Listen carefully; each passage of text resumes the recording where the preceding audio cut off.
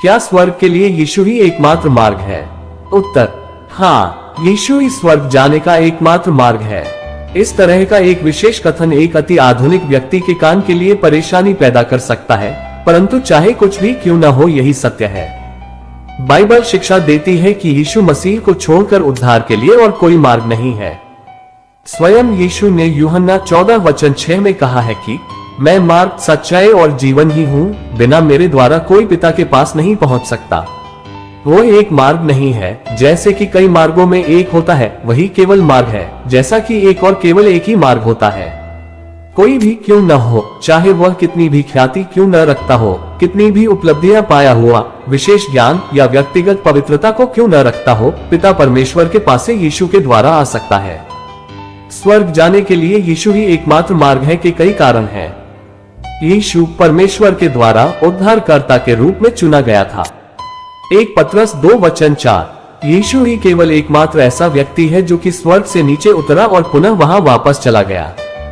यूहन्ना 3:13, वही केवल एक ऐसा व्यक्ति था जिसने सिद्ध मानवीय जीवन को यापन किया। इब्रानियों 4:15, वही केवल पाप के लिए बलिदान है।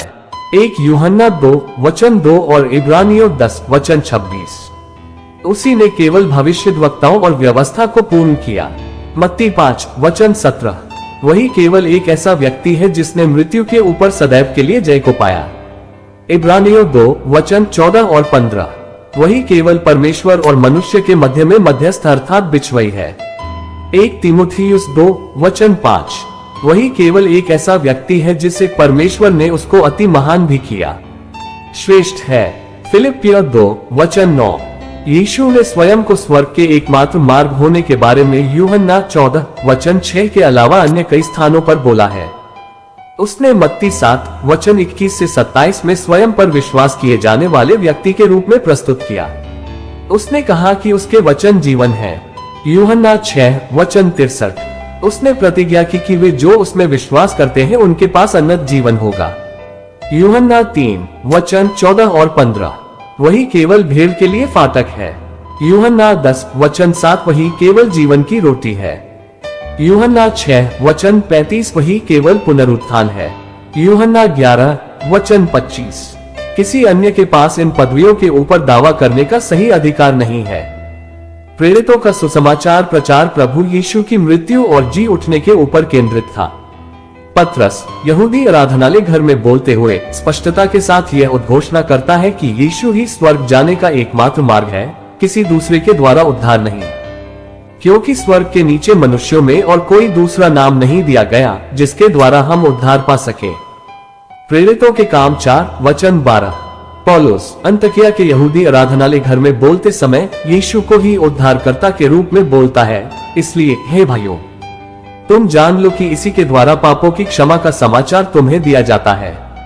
उन्हीं सब से हर एक विश्वास करने वाला उसके द्वारा निर्दोष ठहरता है।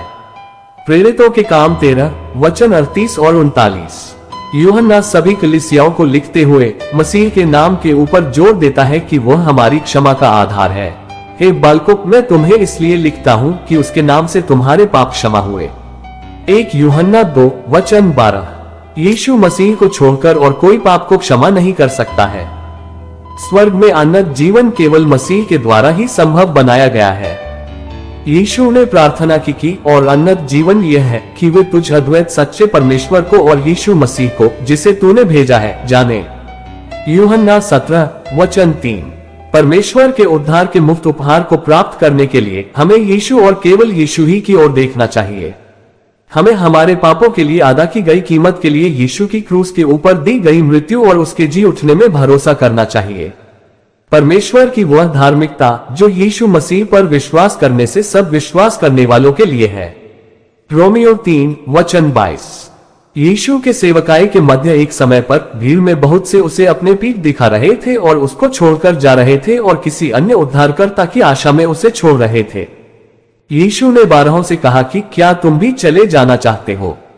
यूहन्ना 6:67, पतरस ने बिल्कुल सही उत्तर दिया कि प्रभु, हम किसके पास जाएं?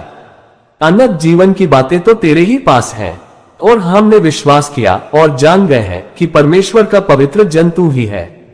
यूहन्ना 6:68-69। मेरी प्रार्थना है कि हम सभी पतरस विश्वास को साझा करें कि अनंत जीवन केवल यीशु मसीह में ही पाया जाता है।